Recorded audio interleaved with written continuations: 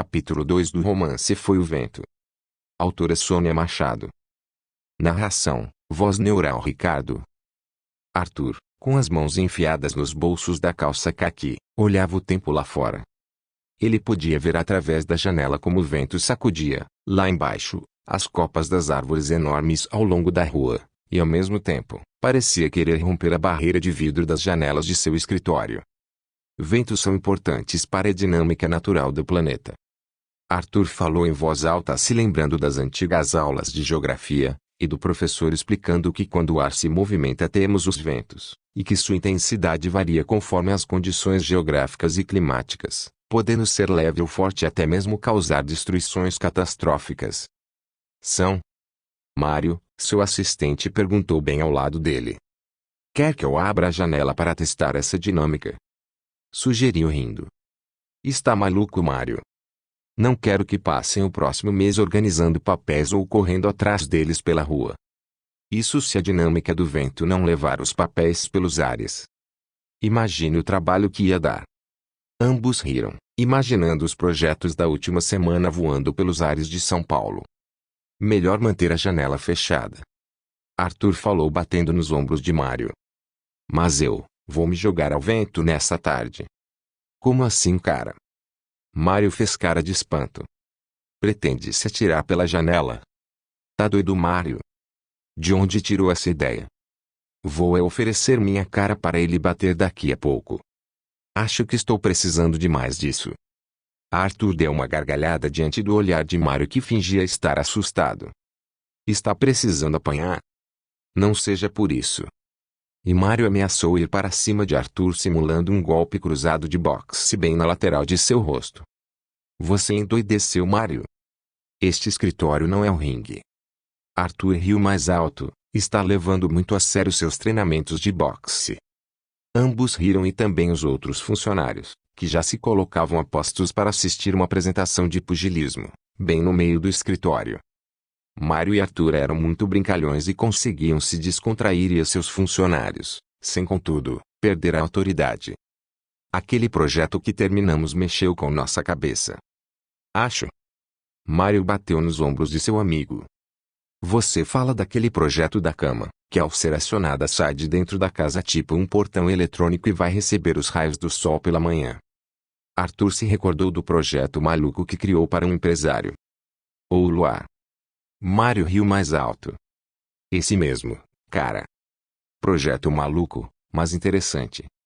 Imagine dormir sob o luar, ou tomar café com o sol batendo no rosto. Confesso que prefiro o luar. Arthur disse, simulando um ar sonhador, e Mário revirou os olhos. Mas é verdade. O projeto foi bem maluco. E você também quase pirou. Arthur lembrou ao seu assistente enquanto caminhava de novo para a janela, encerrando o assunto. O vento com certeza o atraía. Arthur gostava desses fenômenos que não possuíam intervenção humana. Vento, frio, sol, chuva. Cada um tinha seu tempo certo, mas todos eles às vezes ultrapassavam os limites. Esse ultrapassar limites era o que mais o impressionava. Era isso que ele procurava fazer em todos os seus projetos de arquitetura. Arthur era um jovem empreendedor de pouco mais de 30 anos e com 2 graduações em seu currículo, além de algumas especializações.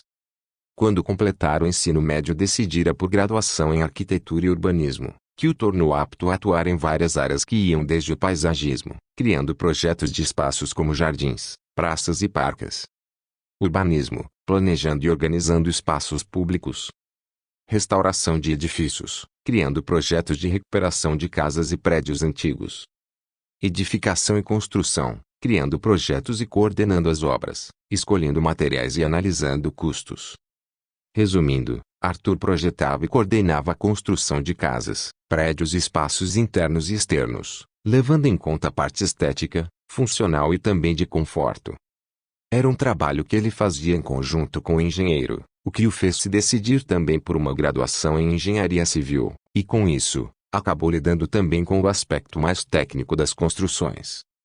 Foi um tempo difícil de estudos e trabalho que ele vencera com garra e determinação. quando criou a sua própria empresa, a Andrade Empreendimentos e Arquitetura. Há 5 anos, Arthur havia terminado de projetar e coordenar a construção do prédio onde fixara a sede, alugando o 5º andar. Era um prédio com vários andares exclusivos para escritórios e basicamente no estilo minimalista, um estilo que ele praticamente adotou em seus projetos. Arthur gostava do termo menos é mais do minimalismo, com sua versatilidade que dava a sensação de liberdade, mas, ao mesmo tempo de regras. Embora fosse flexível, Arthur entendia que regras são fundamentais em qualquer espaço da vida. Esse edifício projetado por Arthur, e no qual mantinha seu escritório, era um exemplo disso com sua estrutura de traços retos, compactos e conectados, sem desperdício de espaços, além dos detalhes das paredes com texturas abstratas e fachadas de vidro, permitindo bastante luz. Nas paredes, Arthur preferiu as cores sóbrias. O edifício, sem dúvida, era um monumento moderno, tanto em termos de arquitetura e decoração, quanto de tecnologia em todos os andares, que possuíam quase 200 metros quadrados de espaço praticamente abertos, separados apenas por paredes de vidro ou pisos mais elevados. Os projetos de espaços abertos e mais amplos eram a paixão de Arthur, bem como a tendência de escritórios integrados, aqueles sem uma demarcação de lugar ou espaço. Não com a intenção de fiscalizar, mas, com o intuito de facilitar, de colaborar. Ou seja, espaços de trabalho com mais ergonomia e mais bem conectados, projetados para uma maior interação e conectividade. Isso era na verdade o que Arthur objetivava.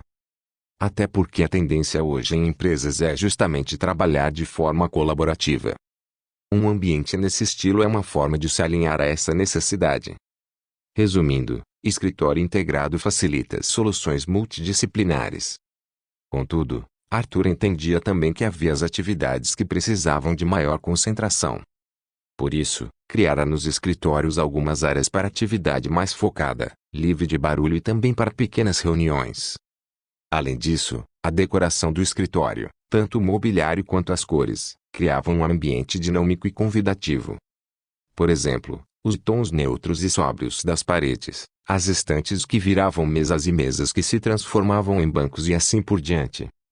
A ideia de Arthur realmente era deixar o ambiente mais flexível.